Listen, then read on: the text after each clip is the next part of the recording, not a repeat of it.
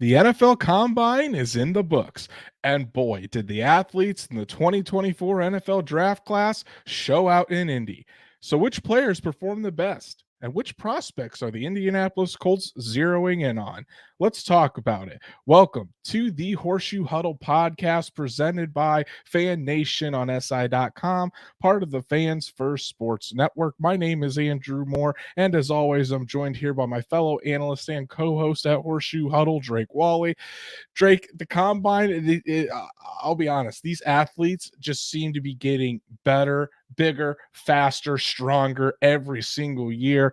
Boy, it was an absolute show at Lucas Oil Stadium this weekend, from the smallest guys on the field for our cornerbacks, safeties, wide receivers, to the biggest dudes, those offensive linemen. Fantastic athletes everywhere, and that's music to Chris Ballard in the Colts' ears. Yeah, and they were fantastic in positions where the Colts need picks. Cornerback, wide receiver, offensive line depth. Holy crap! And we'll get to it. What an athletic offensive line group. Defensive line. I mean, there was just everywhere you looked, and even at quarterback. I know that the Colts aren't really in the market necessarily for a quarterback, and if they do get one, it's probably a backup in free agency. But man, it's just really cool to see so many young athletes really excelling at their craft. And whether it's because, sports research has continued to grow, or just because the finite details and training has been able to get these guys more on track than ever, it doesn't matter. The NFL is in a great place. It's never been bigger. It's never been better. And it really showed at the combine that it's in good hands for the future. It definitely did, and I think whatever you need, whatever your need is in this NFL draft, seems like you can find athletes everywhere, no matter the position. And there were definitely some guys that took a jump and improved their stock.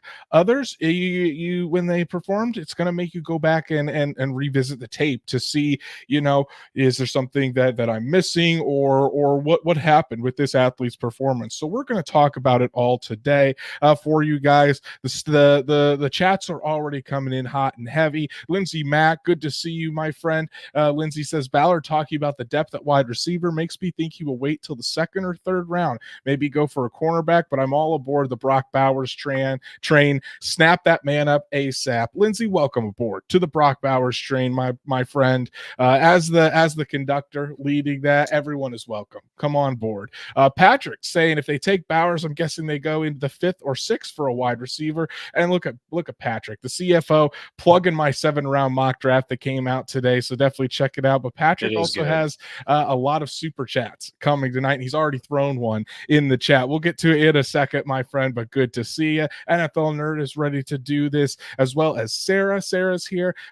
Enjoyed watching the combine. I did as well. I think we all did. It was some fun stuff. There was a record-breaking 40-yard dash that we'll talk about. Sean Contright in the chat, he's excited about the draft. That's Matt. Post combine time, which means it's hot stove season. Definitely a lot to talk about. And then David, yes sir, my favorite show to watch. Well, David, we really appreciate it. We're going to get right into it tonight. If you haven't done so, please go follow us on all of our socials, like Horseshoe Huddle on Facebook, follow at Colts on FN on X, and subscribe to the Horseshoe Huddle YouTube channel. Hit that bell so you know when Drake and I go live every Monday and Thursday night, and for special breaking news episodes.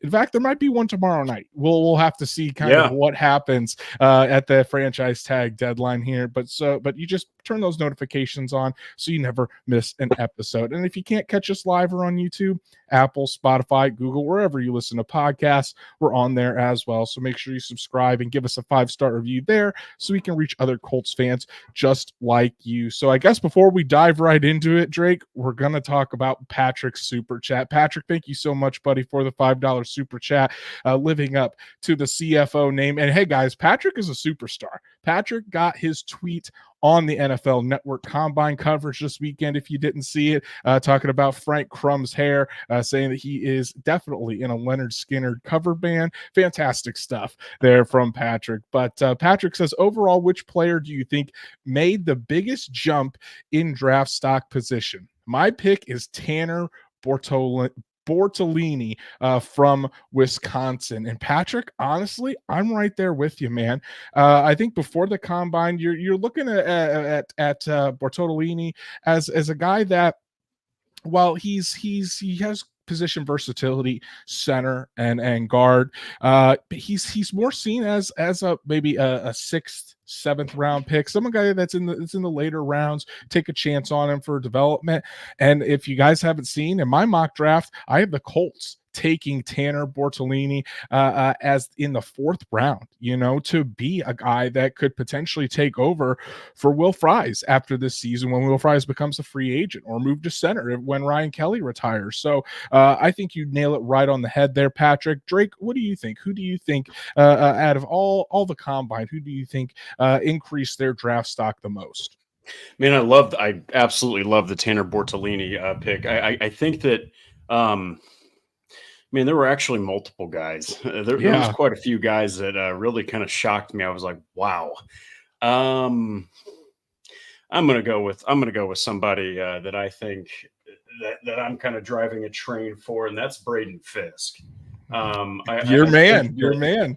I think Brayden Fisk is officially, he might be now a potential first round talent. I think that when we were talking about him, we weren't talking about him in that regard at all. I mean, we were talking about him, third, fourth, second, at the highest. But after you put on a ridiculous 4.78 40-yard dash and all of the top level stuff that he showed he's far more than just an athletic defensive tackle. Kind of like with Bortolini, he showed he's far more than just a versatile center guard, type of guy. He can legitimately get it done, and he's athletic as hell. So I think that those two guys Fisk for me, Bortolini for you, it just shows that, the days of the big, huge, massive defensive, offensive trench guys, those days are over. I mean, you need to be athletic. You need to be able to haul ass. And the guys we just mentioned, they absolutely did. And they definitely bumped up the draft stock for sure. Yeah, I love the Fisk pick, Drake, because you know what? He is, I think, a fringe first round pick at this point. Would be a fantastic 3 technique. I think we were holding out hope that maybe the Colts would be able to sneak him in the 3rd or 4th round. That's not going to be the case. Brandon Fisk has definitely exceeded and made himself millions of dollars through this draft cycle. But Patrick, thank you so much for the super chat, buddy, getting us off to a hot start. We really do appreciate it. But Drake, the Colts draft targets to me have become more clear after the NFL Combine, and we'll talk about why as we kind of go through all of this. But to start out, how many times do we have to say it? The Colts are looking for high-end athletes with high-end traits. So at the Combine, you're really getting your first official look at putting numbers to these athletic traits, in terms of measurements, in terms of height, weight, arm length, hand size. You get to see the speed in the 40-yard dash and the 10 and 20-yard splits. You get to see the explosiveness in the vertical jump and the broad jump, their agility, doing like the 3-cone and the shuttle drills. All of that is that the Colts take into account to find the best athletes they can at their respective positions. And certainly it seemed like, especially in the wide receiver group, the offensive line group, there was just so many high-end athletes. And obviously those are the 2 positions that it's no shock to hear a lot of people say, this draft is deep at wide receiver and offensive line because of the level of talent and the level of athleticism that these guys possess in both of those position groups. Yeah, and that's exactly, to beat a dead horse here, that is exactly what the Colts are looking for. They need explosiveness. They need it on defense, on offense, and you're going to mostly get that from your wide receivers, from your defensive backs. And I mean, I think it was Chris Ballard that mentioned it. This is one of the best, deepest wide receiver classes we've seen, potentially that you and I have ever seen. So if it's not the best, it's absolutely got a right to be up there. And so you're going to find talent. You're going to see teams drafting still some pretty good prospects deep, like 4th, 5th, 6th rounds, and maybe even going into the 7th round, you'll still have some guys that could potentially get it done, and everyone, of course, is going to be looking for their Puka Nacua. Everyone's going to be looking for that value guy that's potentially going to take the top off of an offense, through efficiency and through explosive plays. So there's a lot of guys that the Colts can consider, a lot of guys that have different skill sets, fast guys, strong guys, dudes that just have ridiculous route running, very quick movements, great hands. They're all over the place in this draft, and it showed through the combine. So there's just so many guys that really could fit what the Colts are trying to do and fit that notion that they're just one or two playmakers away from really taking the top off that offense. Exactly. Patrick, another super chat, just dominating the super chat waves. Thank you so much for your $10 super chat, buddy. Yeah, legendary is the correct term for it. Drake's got his drink, I've got mine. And Patrick is saying Andrew is on the Brock Bowers is the Brock Bowers train conductor, and Drake has settled on Brian Thomas Jr., it seems, based on his article. Comment on why your guy is a better pick than the other one at 15. Look at Patrick. He's putting us against each other, Drake. And this is exciting, man. This is exciting. So, Drake, I'm gonna let you have the floor because everyone knows what I think about Brock Bowers. But you were really impressed with Brian Thomas Jr. Over the weekend, and I think you were able to dive into some of his film and some of his tape as well. So I'm gonna let you have the floor first. Why do you think Brian Thomas Jr. should be the pick of 15? It's really difficult to argue why someone's better than Brock Bowers. I'll tell you that right now. We'll start with that. Brian Thomas Jr., honestly, yes, he has ridiculous speed, okay? But it's just his fluid movement. He's got speed with movement. He's got quick win ability as a 6'3", 210-pound wide receiver. He has ridiculous red zone capabilities. He finds the end zone. He has the speed that if he finds a lane, and I know Alec Pierce does too, but I think he's got more abilities and more skills than Alec Pierce. He's got the ability that if he finds a lane and he gets just a little bit of a crease, he's gone. Okay. And if you put him opposite of Alec Pierce, you are going to open up so much. You're going to open up the tight ends underneath. You're going to probably open up the ground game. You're going to open up a lot when you have two vertical threats that can do that kind of stuff. Now, I will say, he's going to need to work on a couple things. He's going to probably need to expand that route tree because he still has to improve his route running. He's going to need to stop the concentration drops, okay? Because that was an issue. But you have Reggie freaking Wayne in the building helping him with that kind of stuff. I think he's going to be able to smooth that stuff out. I just think that he also kind of made a case that, maybe he won't fall to 15. Who knows? There's probably going to be some teams right in front of the Colts that might be intrigued by him, that might trade up. You just never know what the hell is going to happen in round one of the draft. But I also think that, I guess, one argument that doesn't even have him in it, you're still yet to see what Jelani Woods is going to do with the team. You're still yet to kind of see what maybe Will Mallory is going to do. Does Shane Steichen think that they're fine at tight end? It's a very ambiguous group. They really didn't do a whole lot of amazing last year, but they weren't awful. So it's a very gray area, but that's why I would pick Thomas Jr. Plus there's always the chance that Brock Bowers doesn't fall. Yeah, and I want to preface this by saying I'm a huge fan of Brian Thomas Jr. myself. If Brock Bowers isn't there, I think Brian Thomas Jr. would be a fantastic selection for the Colts. Big wide receiver, can get the ball down the field. Definitely not as good as of a contested catch guy, more of a guy that uses that speed to run underneath the football. But again, he fits perfectly with the skill set the Colts are looking to add that explosiveness with Anthony Richardson. But to me, Brock Bowers, just as a prospect, is on another level. You look at him, and the only reason we're talking about Brock Bowers potentially being available at 15 is because of the NFL and their stance on positional value for the tight end position. Mm-hmm. If that wasn't the case, Brock Bowers would be a top 5 pick, and he may still be a top 5 pick because who knows if the San Diego Chargers Los Angeles Chargers. What year is it?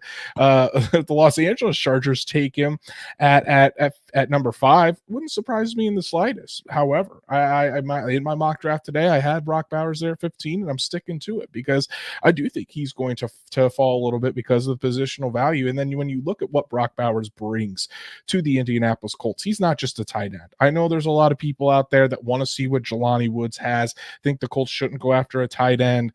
Brock Bowers isn't just a tight end. He's an offensive playmaker, just an offensive weapon. You can put him in the slot. You can put him out wide as a wide receiver. You can put him in line. You could put him in the backfield, and there's no issue with having both Brock Bowers and Jelani Woods on the team for two tight end sets. That just creates even more mismatches around the field. So when you're talking about guys of that caliber and what Brock Bowers does, I mean, Brock Bowers has been the best tight end in college football for 3 years now. He was 6'3", 240 pounds. Daniel Jeremiah, a guy that I really respect his opinion. He comped him to if Brock Bowers is basically Dallas Clark wearing a jetpack. Now doesn't that get you excited as a Colts fan? I mean, just thinking about the possibility of Brock Bowers thriving in this offense, and I think this also gets missed as well. When Anthony Richardson was out there for the 5 games or 4 or 5 games that he was out there, he targeted tight ends in the middle of the field a lot. That's where Brock Bowers is going to eat. He excels in yards after catch. The Colts don't have a guy that excels in yards after catch right now. You get him in that offense. You let Shane Steichen get his hands on him. Tom Manning, one of the best tight end coaches in the NFL. I don't think it's going to take even 2 years. And we're talking about Brock Bowers being a top 5 tight end in the NFL and just adding another explosive element. We talked about it, how the top teams in this league have elite tight ends. Look at the Final Four: Travis Kelce, Mark Andrews, George Kittle, Sam Laporta. Pairing Brock Bowers with Anthony Richardson would be a fantastic start. So those are our reasons why we think each one should be the 15th overall pick. As I see Stats Matt said, Andrew had Bowers mocked to the Colts. Call me shocked. Stats Matt, get out of here. Yeah, I post my mock draft, and Stats Matt says that it was anticlimactic. So we've got a hater in the chat here. So everyone go attack Stats Matt for me. What a jerk. But thank you, Patrick, for the super chat. Really appreciate it. And I don't want to forget Truitt either. Truitt with the $5 super chat. Really appreciate you, Truitt. As always, one of our loyal listeners. Truitt says Bowers, cornerback, and defensive end. Those are his top 3 needs. We'll see. I agree with 2 of those. Definitely Bowers and give me a cornerback. Those would be my top 2 picks. But defensive end, I think the Colts are really set with where they're at. They really like the 3 guys there with Ebukam, Pay, and Odangbo. We'll see if they add any in free agency or early in the draft, but I'm on board with your first 2, Truitt. And hey, I know that there's people that have said, Quiddy Pay this, Dio Dangbo that. I'm telling you, it really set. Sorry about the train. I'm in Indiana. We're in Indiana. You never know when the train's going to come by. I think the Colts said everything that they need to say about where they value defensive end in the draft by switching out their defensive line coach. Okay. Because last season they broke the Indiana sack record, and a lot of that came from defensive ends and then DeForest Buckner on the inside. So they've got the tools, they've got the pieces there. You are kind of still waiting for Quiddy Pay to take off, but man, Samson Ebukam, and I that's why I've got him behind me. Dio Dangbo, dude's a freak, and all you need is the right development. The fundamentals need to be in place so you can get more consistent pressure on the passer. And I'm right there with you. I think if they pick a defensive end, maybe they get one in the later rounds, or as we were talking about on Bleacher Report earlier, maybe they sign a depth guy, to kind of push one of those other guys behind the starters, of course, because you can never have enough pass rushers. I know that we've said it a bunch, but Ballard is right. You really can't have enough. Exactly. Truitt, thank you again for your $5 super chat. Really, really appreciate it, bud. So Drake, let's focus on the wide receivers here. Outside of Brian Thomas Jr., who else were some of the wide receivers that really stood out to you this weekend at the NFL Combine? So a couple guys that we've talked about, but guys that we haven't also really stood out. Going back to what Patrick said, that there was just a lot of surprises. I loved what Rome Odunze did. Okay, I think that he just looked crisp. Obviously not the fastest guy, but that is not always the most important thing, okay? John freaking Ross broke the initial 40-yard dash record and was a bust. Okay, so you can't just say, hey, it's all about speed. But I thought Rome Odunze just basically proved, if not maybe just threw a skosh of a cherry on top, that he is a top 10 pick. Loved Ricky Pearsall. I thought he was faster than I expected. I was actually pretty impressed. He's a bigger slot receiver. And he's got that rapport with Anthony Richardson. I think that he also, maybe not as much as a guy like Brayden Fisk, but I think that he did increase his draft stock. I don't think you're going to see him fall to day 3. He's probably going to be day 2. So that's another guy. And then just to kind of rapid fire some of these, Adonai Mitchell looked absolutely fantastic. Luke McCaffrey, the son of the legendary Ed McCaffrey, just looked absolutely great as well. Big slot receiver in his own right. Quicker. He's very similar to Ricky Pearsall, I think. Very, very deceivingly quick guy, fast guy in the open field, but also Keon Coleman from Florida State. I know that he ran a 4.6, but in the gauntlet, that's what stood out to me. This dude was running full speed, and I think it was Daniel Jeremiah that said, look, yeah, 40-yard dash is great, but in this gauntlet, the guys that are running ridiculously fast and they don't drop any ball, that basically means they're incredibly confident in their hands. And so I think that whoever the heck drafts Keon Coleman, they're getting themselves a dog. They're getting a guy who is confident in his hands and he can make those big catches. So there was plenty of talent. And this is just a little smidge of how many receivers really showed out. Another guy was Xavier Worthy. For goodness sake, he broke the record of 40-yard dash. So a lot of talent. The Colts have a lot of things to consider, and they have to consider it's going to be harder for them past round 1 to pick a receiver because, boy, there's a lot of good fits. Right. Yeah, I agree. Want to answer this question real quick from Paul Nelson. Here's a question for you guys. If we do draft Bowers, will he be allowed to wear 19? So I don't think 19 is available. I think the Colts have retired 19 because of Johnny Unitas. They should have. And I mean, unless he actually reaches out to Johnny Unitas' family and asks, but I don't think that. I think it'd be a different number. Maybe 9. Maybe he goes out there and rocks number 9, or a different one. But just wanted to clear that up, and let's not jinx it. Let's not jinx Brock Bowers coming to Indianapolis. Let's keep that train rolling, but we don't need to be something blocking the tracks here. Okay. But yeah, Drake, I mean, I agree with most of the guys. I wasn't as impressed with Keon Coleman, but I've also had some reservations about Keon Coleman. I did think he bounced back from the 40-yard dash, but in terms of especially what the Colts need, it's not a Keon Coleman. So you can kind of take that, and Coleman probably is off. I wouldn't say off, but maybe close to, or not as high on the Colts draft board as what you might think.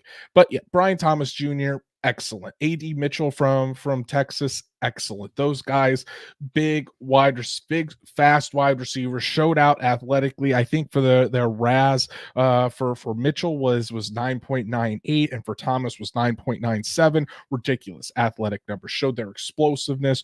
I think Mitchell probably rose his stock from being a guy that was early second round to probably late first. And Thomas, I think, just solidified himself. Maybe he, instead of a top 20 pick, he's now at least a top 15, because I would say that Thomas probably isn't getting past the Colts at 15 unless Bowers is there and available. But Ricky Pearsall, I definitely was impressed by his jumping numbers, his explosive numbers. I think he had like 42-inch vertical, which is insane. Just really showing out. Thought he did real well. Another guy that stood out for me was Ladd McConkey. Out of Georgia. That guy can run routes, just makes everything look so simple, so fluid. I think he's gonna do some damage, and probably, in my opinion, he's gonna be a late first round pick as well. So when you talk about that, and who impressed at the combine, we got to talk about Xavier Worthy and his record-breaking 40-yard dash. It was unofficially a 4.22, which tied John Ross's record. But when they went to and got the official time, 4.21 40-yard dash, the fastest in NFL combine history. Kid was absolutely flying. And I think what made it even more awesome, Drake, was the crowd there in Lucas Oil Stadium, the fans cheering when they saw he got the time, just made the whole atmosphere really, really electric. It was definitely fun to watch. Yeah, and when we went last year, we were like, wow. I remember you kind of telling me and explaining to me, look, that they're starting to slowly let more and more fans in here. This used to not really be, the biggest fan thing. It used to be more for the scouts and the teams and the media.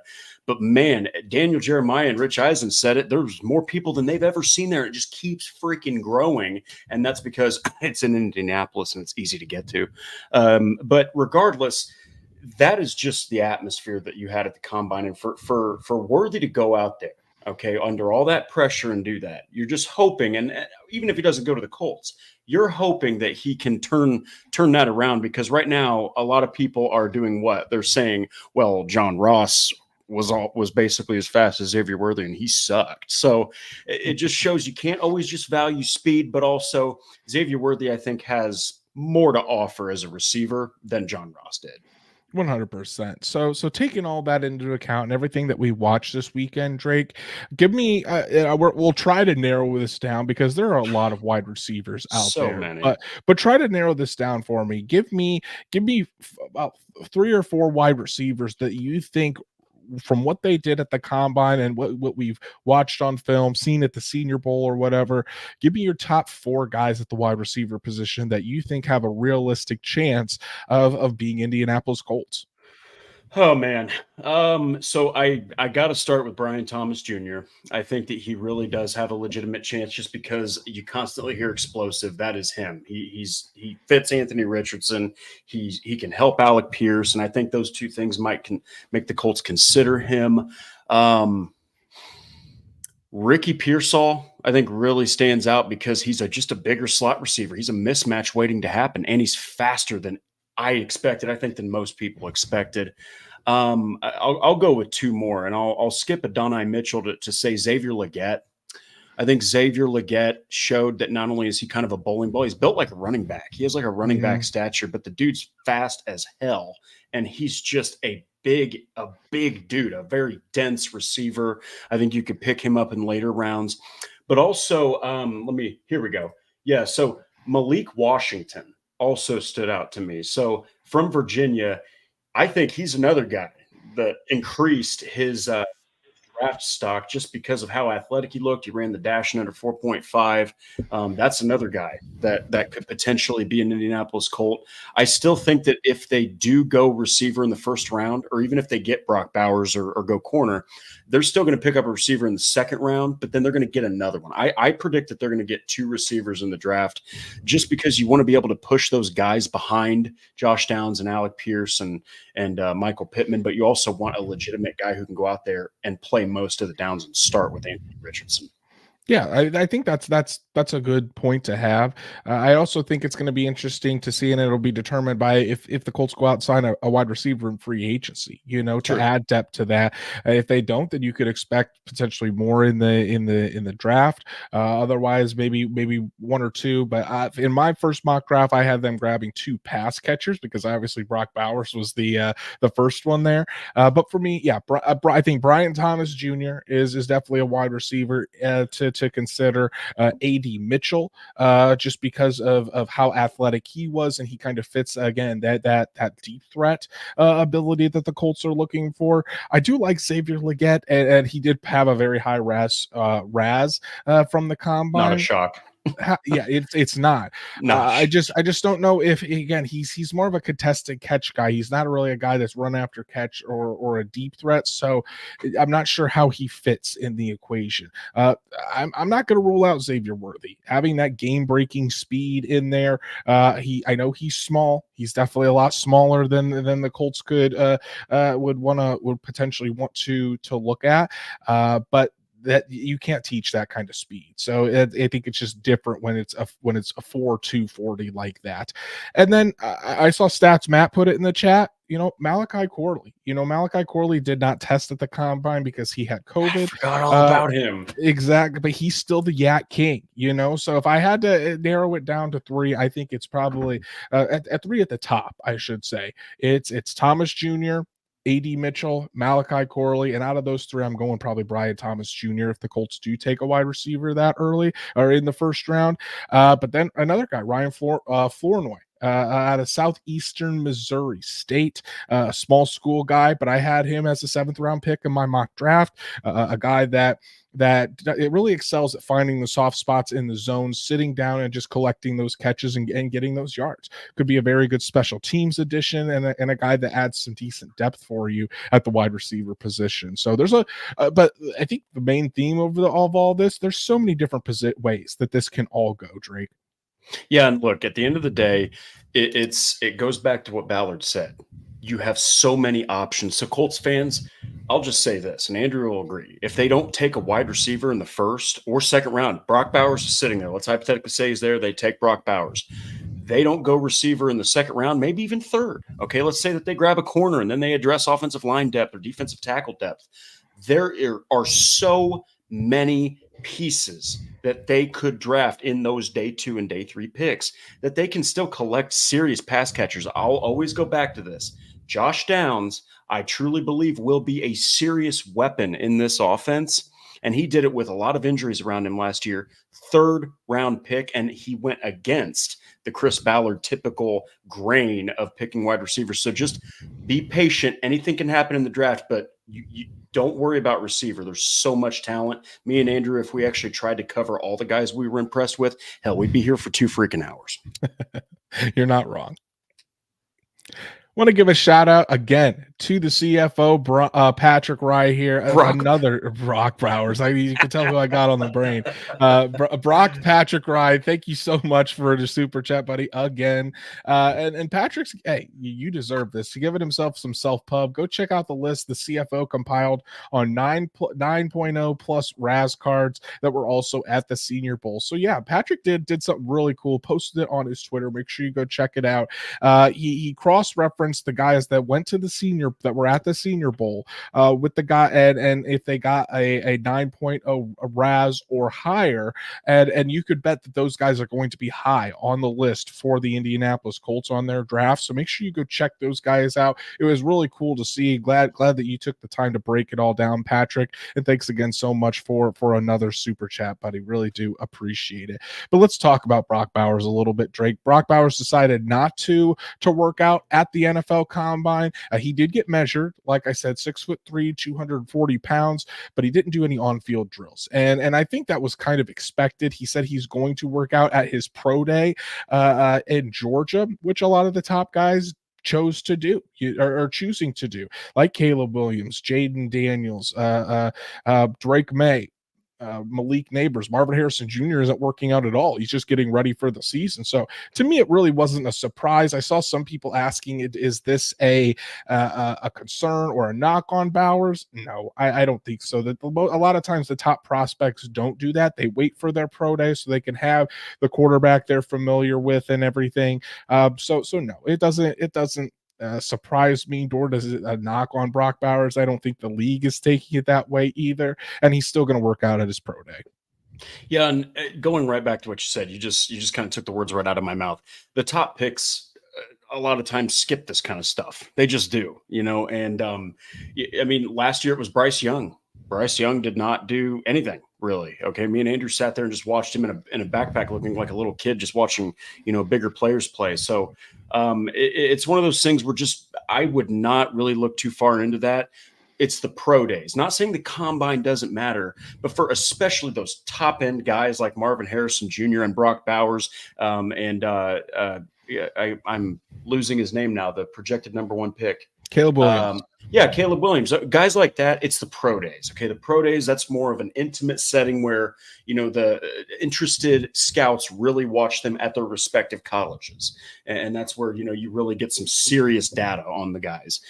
So don't really look too far into that. I would be very interested, and I will be very interested, and so will you, to see what Brock Bowers does at the Georgia Pro Day, because don't put too much stock into that. He is going to be one of the most devastating weapons out of this draft, and anybody can be a bust, but man, Brock Bowers looks as big of a lock at tight end as I've ever seen in the draft. And Bowers did go through all of the medicals, and for teams, that's really the most important thing at the combine is making sure you get those medicals, everything checked out well. He's 100% from that ankle injury that he suffered this past season. So Brock Bowers is good to go. Let's talk about the cornerback position, Drake. That was kind of the other position we thought out. As Stats Matt saying, can we talk day 2 defenders, please? I'm getting to it, buddy. I'm getting to it. Thank you so much for your super chat, man. Really, really appreciate it. We're going to talk about cornerbacks next here, and we're going to talk about the cornerback position, because I think it could potentially, if the Colts don't go pass catcher early, it's probably likely cornerback early, because like I said, the Colts are really happy with what they have at edge right now. They want to see what Dio Dangbo and Kwity Paye can do under Charlie Partridge. Both those guys got over 8 sacks last year. Can they take even another step? Obviously, Samson Ebukam led the team in sacks now with 9.5. Can he take another step with Charlie Partridge? But as far as the cornerback position is concerned, you're confident in Juju Brents on the outside.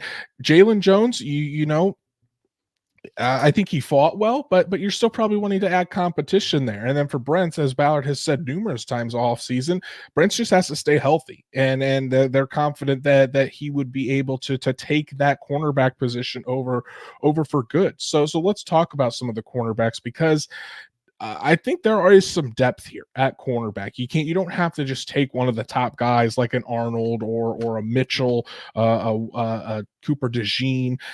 You could take one of those guys early, but you could also snag some guys late in the later in the draft on day 2 that I think would have just as big of an impact. So Drake, watching the cornerbacks go on Friday, who were the ones that really stood out to you in terms of what they did on the field?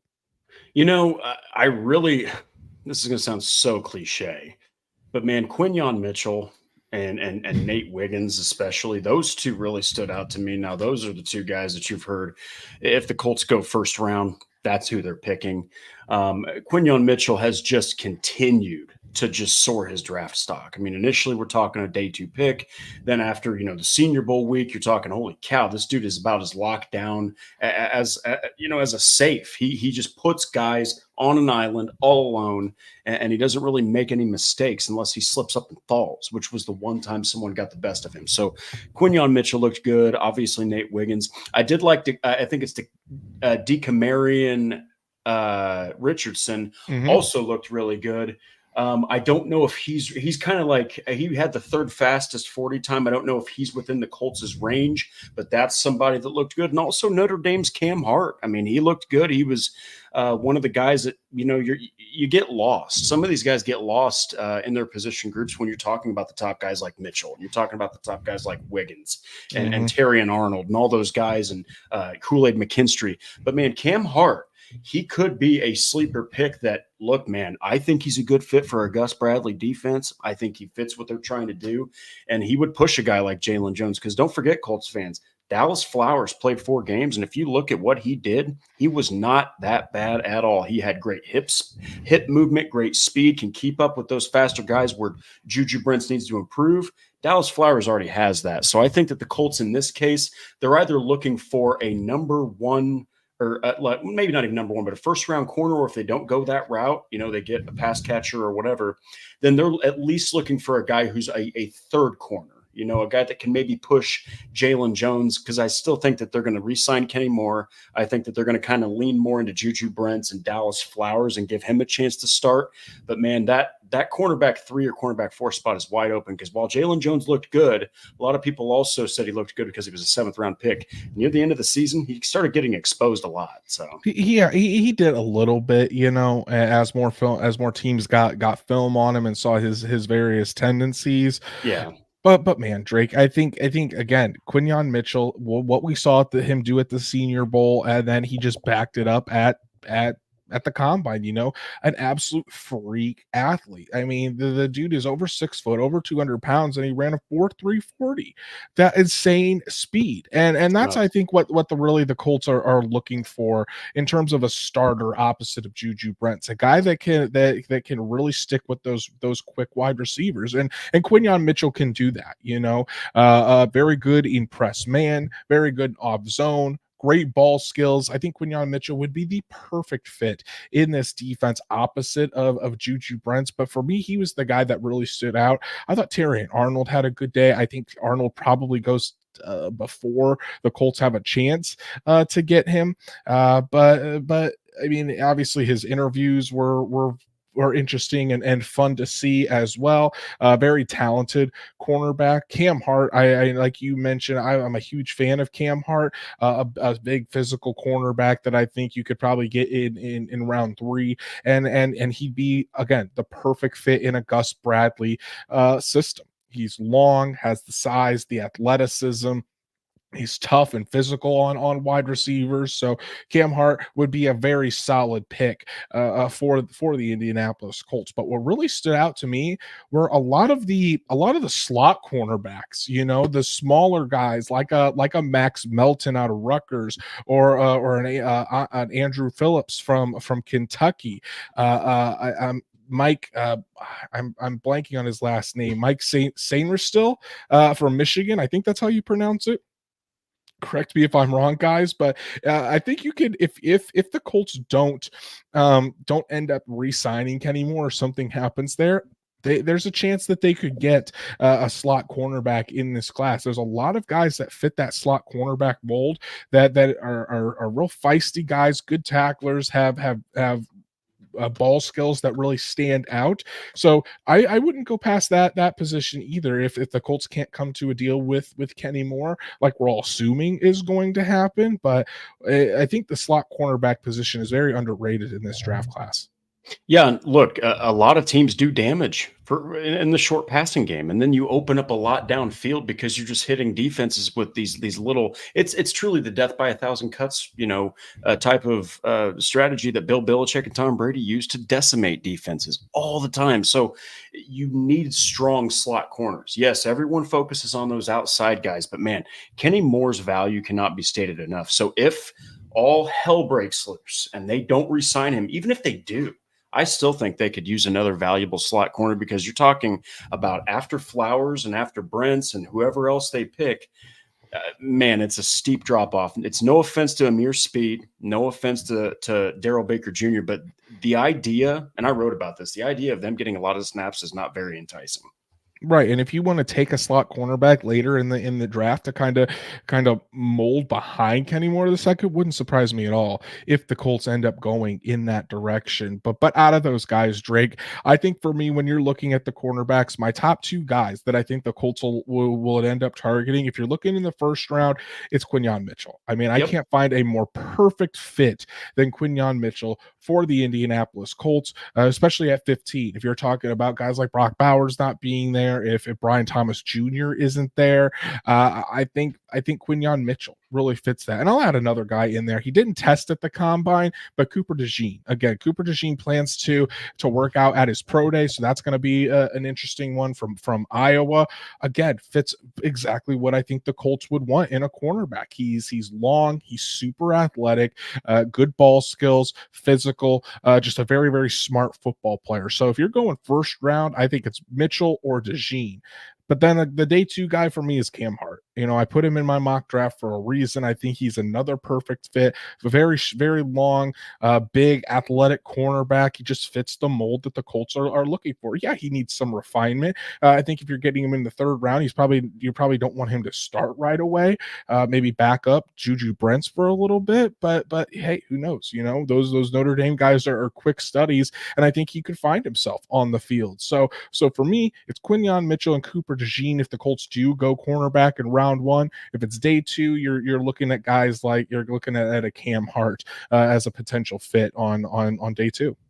Yeah, and so for me, I can't get away from Quinyon Mitchell. Okay, I absolutely love what he's shown on the field. He showed it in Senior Bowl week, showed it during the combine. He'll probably show it during the pro day. He's the fit. But a guy I absolutely love is Kyrie Jackson. I think that Cam Hart also great fit, but if he's gone, Kyrie Jackson has shown a lot of promise, and I think that he could be one of those sleeper guys. And you know how Ballard loves the day 2 and day 3 picks. That's where he really starts. Jackson's very athletic. He definitely had a very high RAS, and he showed out some explosive numbers at the combine. And that's what Gus Bradley and that's what Chris Ballard loved the most. And you can't tell me that Ron Miles wouldn't absolutely love that, and Hamilton, the new assistant defensive backs coach, they're all going to absolutely love athletic players. So keep a lookout though, because who the hell knows what's going to happen in the first round. Whatever the Colts do in the first round with that 15th pick, whether they trade back, go up, stay, whatever, that's really going to dictate, I think, how the rest of the draft goes for them. Exactly. We have another super chat here, this time from DSG Goodbar. DSG Goodbar, another loyal listener. Really appreciate all of the support that you've given Drake and I over the past year and change that we've been doing the show. Thank you so much, buddy. And he says, safety seems lacking in this draft. Thoughts on the Colts signing a vet or getting a developmental guy in the draft? And this is a good question, because safety definitely is a need for the Indianapolis Colts. And honestly, Drake, I can see it going both. I could see it going either way. I could see the Colts going out and signing a guy like Alohi Gilman, one of my favorites, at the free safety position from the Los Angeles Chargers. I think he would come in, be a perfect fit as the starting free safety. What do they do about Julian Blackmon? Does Blackmon return? If not, is Nick Cross ready for that strong safety spot? But then in terms of the draft, you're talking about, as Stats Matt, I see him right there, and we'll just shout it out. Thank you so much, Stats Matt, for the super chat, buddy. Taking the words right out of my mouth. Jaden Hicks, and I'll let. Stats Matt has been all over Jaden Hicks. Hicks is his guy in this class, but Hicks, that's who I have mocked to the Colts in the second round. I'm basically just giving you guys my entire mock draft, but please go read it on horseshoehuddle.com. Yeah, still go check it out. Still go check it out. But guys like Jaden Hicks or Cole Bishop, I know Patrick is super high on Cole Bishop. Both of those guys, I think in the second round, maybe mid to late second round, I think you'd be able to snag those guys up. They would immediately compete for the starting free safety role, and both those guys are fast, great athletes, have good closing speed, can cover deep, but can also come down in the box and help against the run. You're comfortable putting them man up on tight ends. So yeah, it's going to be very interesting to see how free agency goes, DSG Goodbar, because I think if the Colts could go either way. They could sign someone in free agency. They could take one of the higher safety prospects in the draft. But Drake, I think this is clear. You cannot keep the same safety group. You have to make improvements, especially at that free safety position. Yeah, it's really interesting. I wrote both offensive and defensive pieces on this, but I had a defensive piece called 3 non-first round defenders who could help the Colts in the NFL draft. And it's so funny that you and Stats Matt mentioned that, because one of the guys I had was friggin' Washington State's Jaden Hicks. Yep. All right. The guy is a perfect fit for what they're trying to do. And I think that Cole Bishop also would be, but like you said, you just cannot, it sucks, but you can't trust the safety group. And yes, Nick Cross showed promise, but he's still not there. Okay. And look, they need that free safety position to be solidified, because I think they're going to resign Julian Blackmon. He's going to be cheap by all standards. They need a free safety. They need someone who's fast enough and athletic enough to keep up, and consistent enough to keep up with the downfield threats that the AFC is going to throw at them, because Nico Collins, guys, he's an absolute beast of a wide receiver. So you're going to see him twice a year. You don't want him cooking the Colts like he did in that Week 18 matchup. I keep going back to that game because it was a nightmare to watch the safeties. So yeah, I love Jaden Hicks, love Cole Bishop, but I would not be surprised at all if Alohi Gilman honestly gets signed, because you're looking at a guy who's with a team right now, or was with a team that's in cap hell. They're not going to keep Gilman. They'd be crazy to try to figure out a way to keep him. He's one of the lower name guys on the roster, and they're paying Justin Herbert an absolute crap ton of money. They're not going to keep Keenan Allen. They're not keeping Austin Eckler. They're cleaning some house with Jim Harbaugh there. So I think that if you're going with a veteran safety or any safety in free agency, I'm right there with Andrew. I think Alohi Gilman makes a lot of sense. But if you don't, I think that Jaden Hicks or Cole Bishop, those are perfect fits as well. And for me, what gave Hicks the advantage over Bishop is because number one, he can play both safety spots. He can play free safety, he can play strong safety. But for all the people talking about the Colts have a need for a coverage linebacker, Jaden Hicks could be that coverage linebacker. You can move him down into the box to be that dime linebacker on those third downs in those passing situations. And you could use 3 safeties. You could have Julian Blackmon still be the strong safety. You move Jaden Hicks down to be the dime linebacker, and then you have Nick Cross as the free safety. so that you can mix things up, or even move Nick Cross down as the dime linebacker in some of those situations. So he just gives you a lot of versatility at that safety position. But very good question, DSG Goodbar, and thank you to Stats Matt as well for the super chat to kind of plug your guy Jaden Hicks and get us talking about that. Really, really do appreciate it, guys. Hell, it's already been 50 minutes, and we still have a lot to talk about. We kind of knew that this is how this episode was going to go. So Drake, let's quickly talk about the offensive line before we wrap things up here. Again, incredibly athletic offensive line class. For me, the guys that stood out, you're talking about Tanner Bortolini, again from Wisconsin. I'll get his name right eventually. Frank Crum, he from Wyoming. He did a fantastic job. I think Garrett Greenfield out of South Dakota State was another really good one. But who are some of the offensive linemen that really stood out? Because for me, I'm looking at guys on day 3, offensive linemen for the Colts to add depth, potentially become a starter down the line, specifically in the interior of the offensive line when you're thinking about Will Fries potentially walking in free agency in 2025. So who are some of the guys that really stood out to you on the offensive line? I think that, man, there's so many because it was such an athletic class, but just to kind of try to rapid fire, Troy Fatanu, I know that he's not really he's a first, he'll be in the first round. He'll be he's a first round guy. Man, dude, he just really, really showcased some insane skills. I think that also Brandon Coleman from TCU showed some great skills as a guard, ran right underneath that 5 second 40-yard dash. And I cannot not say Frank Crum, who looks literally, to quote Patrick Wright, like he would be in a Leonard Skinner cover band. Okay, so there was just so much to offer. Even Roger Rosengarten, he led the entire offensive lines with a ridiculous 4.92 40-yard dash.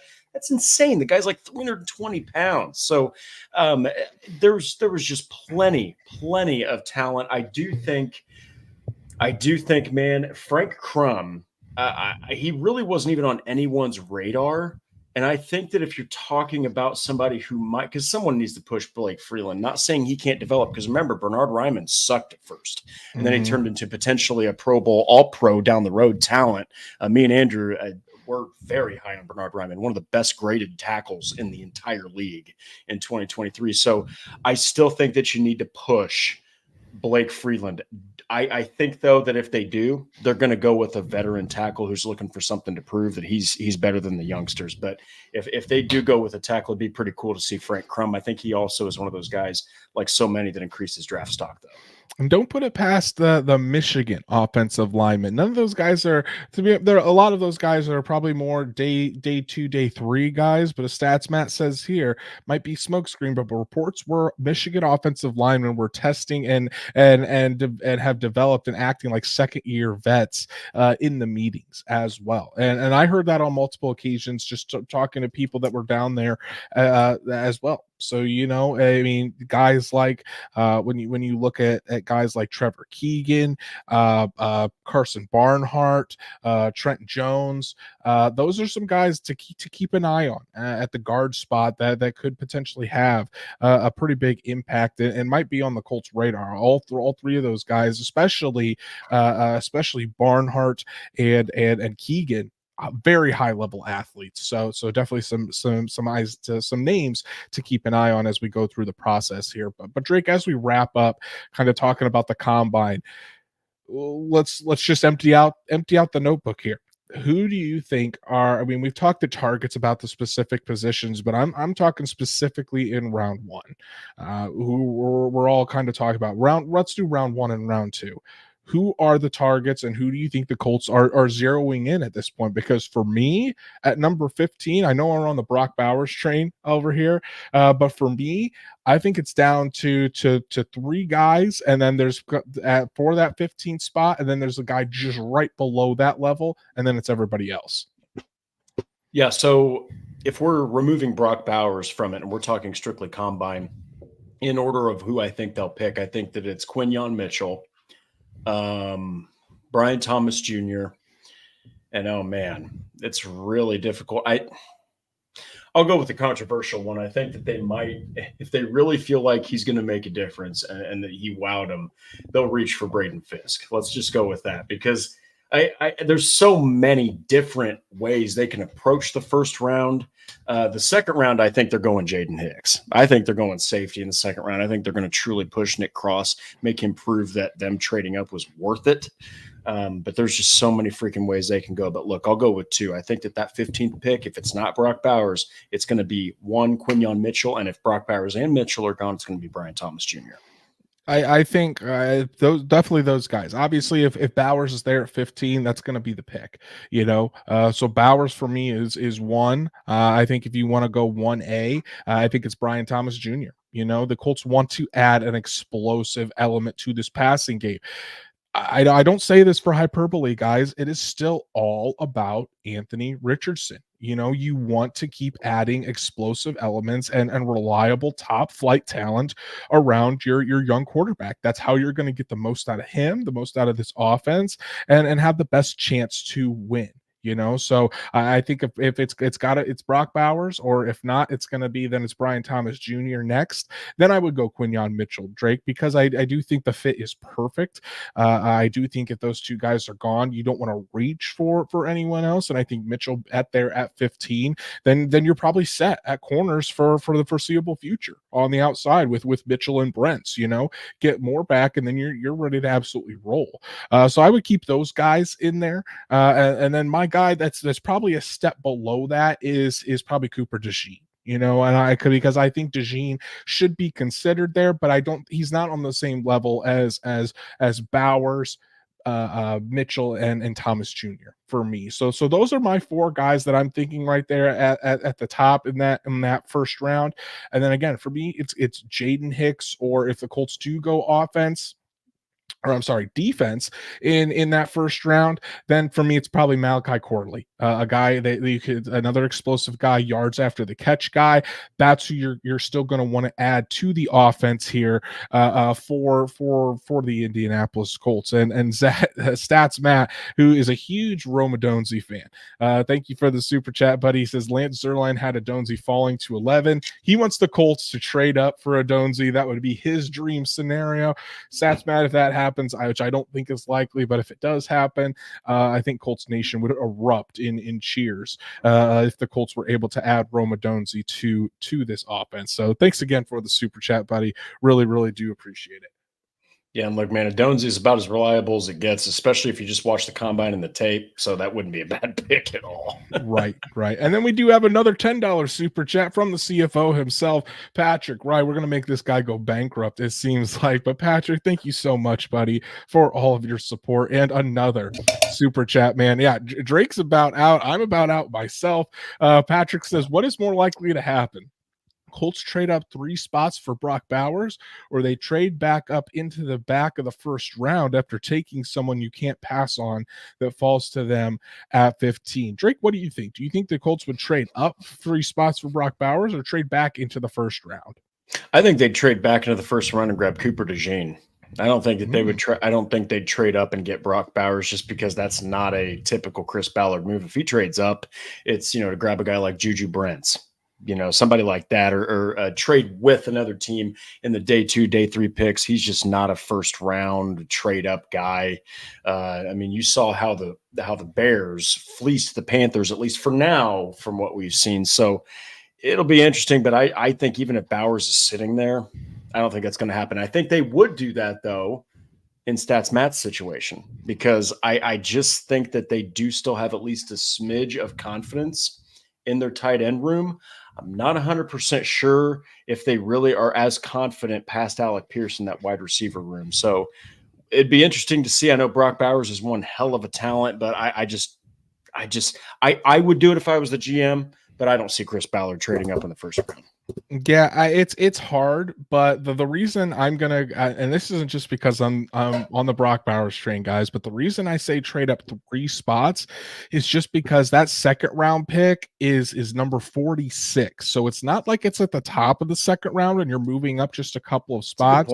You'd have to move up over a half a round to trade back into the first round in order to snag someone. That's going to take quite a bit of draft capital. probably just as much, if not a little bit more, to trade up from 46 into say 20, 28, 29. I'd have to look at the draft trade chart to be 100% certain on the numbers there. But if you think that Brock Bowers is truly going to be that difference maker in the offense, you're going to trade up and grab him at 12, trade up those 3 spots, because if you're trying to trade up that far into the first round, you probably should have taken that guy at 15 to start with. You know what I mean? So in my opinion, I think it's more realistic and more likely to happen that they trade up only a few spots to grab Brock Bowers, rather than trading maybe 16, 17, 18 spots back into the first round in order to grab someone that's a late first round talent. Yeah, and it's all going to hinge on what they think is going to be the player or the factor that's going to take the offense to the next level, because they feel like they've got the defense right where they need outside of like the secondary and safety position. So it's all going to be on the pass catchers, because everything else they've kind of got in place. So we'll have to see if they think Brock Bowers is that piece, though, and they're sitting there at 12 and he's just sitting there. 3 spots isn't technically a lot to move up, but you're, without question, like Andrew said, you're going to give away that second round pick. Exactly. Thank you so much for your super chats tonight, Patrick. Really do appreciate it, buddy, as always. So Drake, the NFL Combine in the books, and now we're only a week out from free agency, so things are going to start getting rolling here very, very quickly. But I think after the performances, again, you're not going to make a decision strictly on the Combine and their performance. You're either going to maybe when you're impressed and you want to go back and watch the tape again, or it just kind of revalidates what you saw on tape in the pre-draft process, and those testing numbers can kind of again kind of maybe solidify that you were right about a prospect. So for me, the top 3 guys that I think are on the Colts board for 15 is Bowers, Brian Thomas Jr., and Mitchell. Those are my 3 guys. And at this point, I'd be shocked if the Colts don't come out of round 1 in the NFL draft with one of those 3 guys. Yeah, and I wasn't even thinking about Brock Bowers. I know it's lame to say this, but that's mine as well. Like it makes my heart want to cry that Brayden Fisk is now probably out of the Colts range. But anyway, yes, those are one of those 3 guys is probably going to be Indianapolis Colt. And real quick, Antonio May, I 100% agree with Stats Matt. I am all about NC State linebacker Peyton Wilson. I think that would be a hell of an addition. He'd really help bolster that linebacking core. And look, don't forget, kind of like with Dallas Flowers in the secondary, don't forget about Segun Alubi. He started against the Carolina Panthers. I know that they stink like old shoes, but he played pretty well, and he's one hell of a dog. But the Colts might be looking to bolster linebacker, and I would love to see Peyton Wilson get an opportunity. That'd be great. Gonna be a fun draft season as always. So that's our show for tonight, guys. Really appreciate everybody tuning in to break down the NFL Combine with us. Want to give a shout out to all of our super chats for this evening. Patrick, as always, just dominating with the super chats. Truitt, Stats Matt, DSG Goodbar, the Brock Bowers train in the background. Drake, it's inevitable. Brock Bowers to Indy. It's coming. Andrew's conducting it, and he's here. How the hell is he doing that? We're choo-chooing that train all the way to Indianapolis. But again, Patrick, Truitt, Stats Matt, DSG Goodbar, and everybody else that tuned into our show tonight. And even if you didn't give us a super chat tonight, but you still joined in, talked in the chat, enjoyed the episode, we greatly appreciate each and every single one of you guys, and are glad to talk. We have the opportunity to talk Colts football with you every single week. So if you haven't done so, please go follow us on all of our socials, like Horseshoe Huddle on Facebook, follow at Colts on FN on X, and subscribe to the Horseshoe Huddle YouTube channel. Hit that bell so you know when Drake and I go live every Monday and Thursday night, or for the special breaking news episodes, so you never miss us. Because hey guys, just considering that tomorrow's the franchise tag deadline and Michael Pittman Jr. is a tag candidate, Drake and I very well could be going live again tomorrow night to discuss all of this. But if you can't catch us live or on YouTube, Apple, Spotify, Google, wherever you listen to podcasts, we're on there as well. So make sure to subscribe, give us a 5-star review so we can reach other Colts fans just like you. And Patrick coming in with another super chat, reminding me and reminding everybody to go snag the Indy draft guide. Yes, go snag the Indy draft guide. I'll put the cover up on the screen. Over 225 write-ups on prospects, different features on these prospects, how they fit with the Colts. Go get your copy of the 2024 edition. Use the link in our bio, and the code DRAFTMISS will get you $1 off, and you'll be able to snag that draft guide for just $9. It's what Drake and I are going to be using all draft season long. So make sure to snag that. And again, use the code DRAFTMISS for $1 off. We'd really, really appreciate it. So make sure you do that. And Drake, as always, we're still writing away on horseshoehuddle.com, trying to push out the content to the masses. Go tell us what you've got on there that the people need to go check out. So the last three, two of them are aggregate pieces, but NFL.com had the Colts spending big on a free agent. Then the Pro Football Focus had a perfect draft scenario. Stole my idea. I had that first, but then I saw that they had it out already. But the most recent one I did, which is my own creation, is the 3 reasons why the Colts should draft LSU wide receiver Brian Thomas Jr. So go check those out. Make sure you give those a read. Myself did a couple pieces last week, obviously talking what Chris Ballard said about Michael Pittman and his importance to the team, gave an update on Anthony Richardson and his rehab, and then Brock Bowers spoke to the media. So I was all tuned into that, and he was asked specifically about playing for the Indianapolis Colts and playing with Anthony Richardson. And Colts fans, I think you're going to like his answers, so make sure you check that out. And as we already talked about, my first 7-round mock draft, I always do one post combine, drop today at noon Eastern. It's live on horseshoehuddle.com. Make sure you go give that a read, and I give an explanation on why I have the Colts picking each one of those picks. There's a trade in there as well, but I think you're gonna like what you see, Colts fans. So make sure you check that out, as well as all the other fantastic writings on horseshoehuddle.com. Go follow Drake at DWalsterDrake. You can follow me at Andrew Moore NFL, and we'll be back as of now Thursday night live to get you all set for NFL free agency, which is a week away, which is very exciting to talk about. Finally talking about these offseason moves happening, but who knows? Maybe we're here tomorrow night talking about Michael Pittman Jr. being franchise tagged, so you won't want to miss that as well. Make sure you're tuned into the socials and subscribed on Horseshoe Huddle with those notifications to know exactly when we're going live. So until next time, Colts fans, enjoy your evening, enjoy draft season, and enjoy upcoming free agency. We're going to have it all right here for you.